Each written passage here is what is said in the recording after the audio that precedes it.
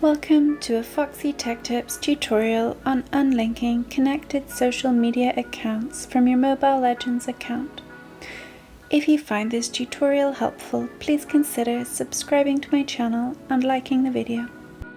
When you are on the main dashboard of the app, tap your profile icon from the top left.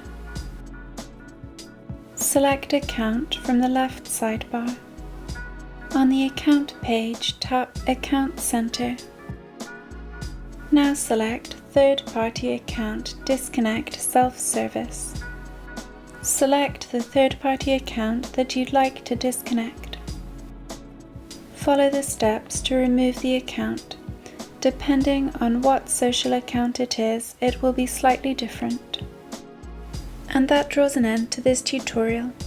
Please like the video if you found it helpful, and subscribe to Foxy Tech Tips for more Mobile Legends tips and tricks.